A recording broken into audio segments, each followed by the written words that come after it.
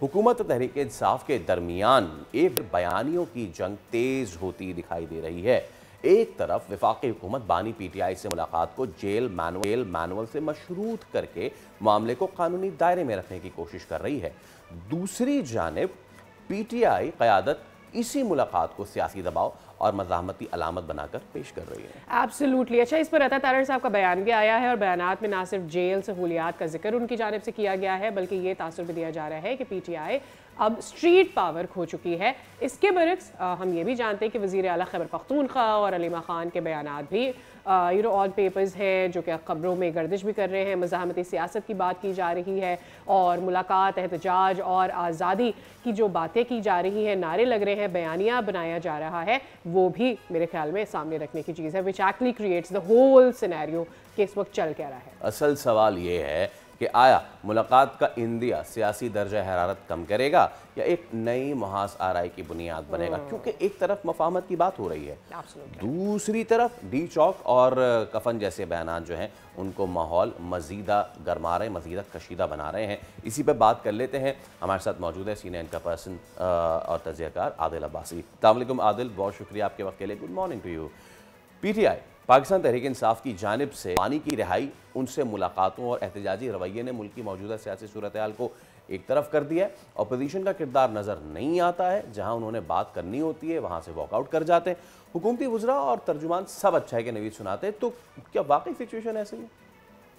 कह रहे बात कि एक मुल्क की बड़ी अपोजिशन पार्टी जो है उसका सिर्फ फोकस इसी बात पर रह गया कि उसके बानी की रिहाई हो।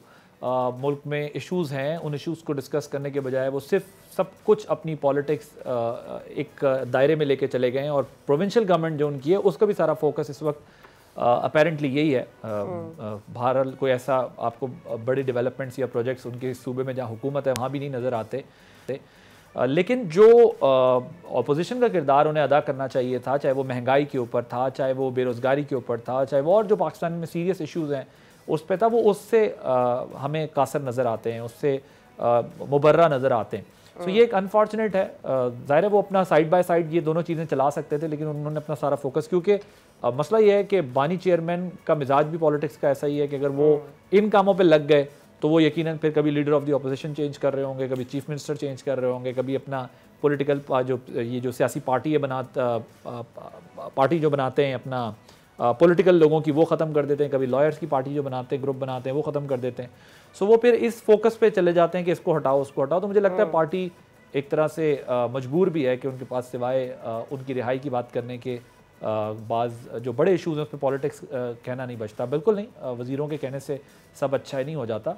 बड़े सीरियस चैलेंजेस हैं, बहुत महंगाई से रिलेटेड और कई इशूज़ हैं जिनके ऊपर हुकूमत को तवज्जो देनी चाहिए, जो लोगों के सीरियस कंसर्न्स हैं इन्फ्लेशन से रिलेटेड या और भी बहुत सारे मैटर्स हैं, लेकिन उसमें अपोजिशन मिसिंग लिंक है। ये आप ठीक कहते हैं बात।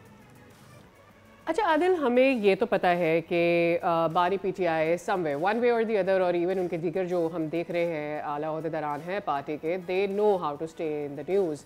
कुछ ना कुछ हो ही रहा होता है जिसकी वजह से they are always in the news, getting discussed, and I am sure every day हम PTI की बात कर रहे होते हैं।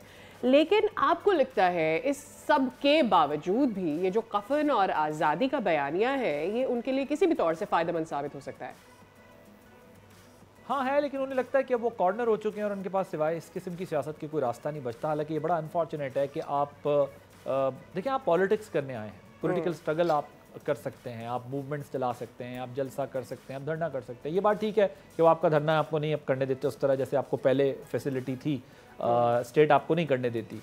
ये बात भी ठीक है कि आप जलसे करते हैं, हो सकता है आपको वेन्यू ना मिलते हो जहाँ पर आप करना चाहते हैं, लेकिन आप बहरहाल अपने सूबे में कर लेते हैं, या फिर आप अगर चाहें तो कहीं ना कहीं कर सकते हैं। ज़रूरी नहीं कि उसी वेन्यू पे आप करें जहाँ आप चाहते हैं। तो वो जलसों और धरनों वाली जो पॉलिटिक्स है, आप अपनी अपोजिशन उसके ज़रिए भी कर सकते हैं, इसमें कोई शक नहीं है। लेकिन जो सियासत मरो मारो आज़ादी या मौत वाली है, देखिए आप कोई फोर्स तो नहीं है, आप कोई मिलिटेंट ग्रुप नहीं है, आप कोई एक्सट्रीमिस्ट ग्रुप नहीं है, आप एक पॉलिटिकल पार्टी हैं। लेकिन जब एक पॉलिटिकल पार्टी शिफ्ट लेती है जिस पे ऑलरेडी 9 मई जैसे मसले का बर्डन हो, तो वो किस हद तक जो है वो अपनी सियासत को बचा सकेगी। जितना अगर आप एग्रेसिव जाएंगे तो उतना ही एग्रेसिव रिस्पॉन्स स्टेट की तरफ से भी आपको आएगा, क्योंकि आप फेडरल गवर्नमेंट को तो नहीं चैलेंज कर रहे या टारगेट कर रहे। सो आप इस्टेब्लिशमेंट को चैलेंज कर रहे हैं, जितना आप सख्त जाएंगे उतना ही सख्त वो आप पर आएंगे और आपकी सियासत को उसका नुकसान होगा, जिस पे बैन होने की बातें भी चल पड़ती हैं, गवर्नर राज की बातें भी चल पड़ती हैं। ये सब कुछ मैं मानता हूँ इतना आसान नहीं है कि आप गवर्नर राज लगा लें या बैन भी कर लें एक बड़ी पॉलिटिकल पार्टी को, लेकिन इशू ये है कि आप उससे अचीव क्या करना चाहते हैं। आप बाय फोर्स जो अचीव करना चाहते हैं वो नहीं कर सकेंगे। आपको स्लो एंड ग्रेजुअल प्रोसेस के जरिए गवर्नमेंट को टारगेट करके और अपनी पॉलिटिक्स को ज़िंदा रखना होगा। अगर आप जिस तरफ जाकर अपनी पॉलिटिक्स ज़िंदा रखना चाहते हैं वहाँ आपको नुकसान होगा। हमें हिस्ट्री, तारीख तो पाकिस्तान की यही बताती है। आपने 9 मई का भी आदिल जिक्र किया। अब ऐसे में ना बहुत से लोग तो उसी वक्त छोड़ गए थे पीटीआई, खैर बात कह दिए थे देर सवेर।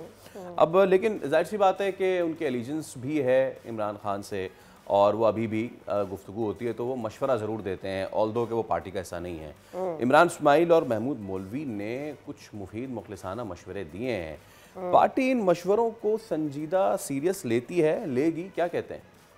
हाँ, ये देखिए पार्टी के पुराने लोग हैं, सीनियर लोग हैं, अहम ओहदों पे पोजीशंस पे रहे हैं। बानी चेयरमैन के पुराने ताल्लुक और दोस्ती भी इन लोगों के साथ रही है, लेकिन मुझे नहीं लगता इनकी बात को कोई सीरियस लेगा।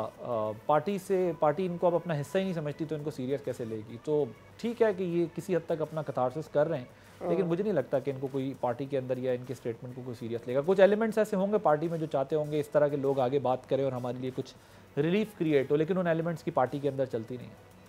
इंतज़ामी यूनिट्स के बड़े मामला चल रहे हैं ना, इस किस्म के इक़दाम आप क्या समझते हैं नागुज़ीर हो चुके हैं? वफाक इस बारे में कितना सीरियस है और आइंदा कानून साजी में कोई तब्दीली आपको होती नज़र आती? देखिए वफाक तो बहुत सीरियस है इस मसले पे और बहुत संजीदगी से काम कर रहा है। और जिस तरह आपने बात की है कि एक जो एडमिनिस्ट्रेटिव यूनिट्स की बात की है और भी कुछ इश्यूज़ हैं जिसको लेकर वफाक, यानी मैं आपको एडिशनल बता देता हूँ, ये जो वाटर का उसका इशू है, रिसोर्सेज का, ये भी वफाक के इस वक्त टेबल पे जो है वो मौजूद है। पॉपुलेशन का जो इशू है ये इस वक्त उनकी टेबल पर है। हेल्थ, बल्कि आप देखें अभी मैं 2 रोज़ कबल खबर देख रहा था कि जिना अस्पताल से मेडिसिन जो है वो गायब हैं, नहीं मिल पा रही, और कई अस्पतालों का आप हाल देख लें, चाहे वो वफाक के मातहत हों या सूबों के, वहाँ पर बड़े संजीदा इशूज़ हैं, लोगों के हेल्थ के बड़े सीरियस इशूज़ हैं। सो ये 4-5 चीज़ों को बहुत ज़्यादा वफाक संजीदगी से ले रहा है। और NFC अवार्ड जो 18 अमेंडमेंट के बाद से एक चैलेंज बना हुआ है वफाक के लिए। मतलब 18 अमेंडमेंट बुरी चीज़ नहीं है, लेकिन NFC का जो शेयर है उसमें हमें पता है कि प्रोविंसेस इतने पावरफुल हो गए हैं जो कंकरेंट लिस्ट के ख़ात्मे के बाद, और जो फाइनेंसेस उनको मिले हैं कि वफाक के हाथ में कुछ नहीं रहा। सो वफाक बहुत संजीदगी से एडमिनिस्ट्रेटिव यूनिट्स बनाना चाहता है, लेकिन और अगर आप मुझसे मेरी राय लें तो मैं भी समझता हूँ पाकिस्तान में इंतज़ामी यूनिट्स बनने चाहिए और पाकिस्तान में मज़ीद प्रोविंसेस बनने चाहिए ताकि उसको आप लोकल लेवल पर स्मॉल स्केल के ऊपर उन इशूज़ को डील कर सकें। लेकिन इसमें पीपल्स पार्टी एक बहुत बड़ी रुकावट है और पीपल्स पार्टी की एक बहुत बड़ी रेजिस्टेंस है। और फिर इसमें हालांकि अगर आप PTI के लोगों को सुने तो वो आपको एडमिनिस्ट्रेटिव यूनिट्स की हिमायत करते दिखाई देंगे, लेकिन यहाँ पीपल्स पार्टी जो है वो रुकावट है। तो मुझे लगता है वफाक तो बहुत सीरियस है। लेजिस्लेशन आइंदा, हाँ बिल्कुल कुछ भी हो सकता है। मुझे नहीं लगता कि पीपल्स पार्टी, ज़ाहिर है कहने की हद तक तो ज़रूर उसने बड़ी स्ट्रॉन्ग पोजीशन ली हुई है, लेकिन अगर अब सादा अक्सरियत वालों ने फैसला कर लिया तो देयर इज़ अ पॉसिबिलिटी कि वी विल सी चेंजेस और these kind of amendments in 28 amendment. Subscribe करें और बेल दबाएं ताकि कोई खबर रह न जाए।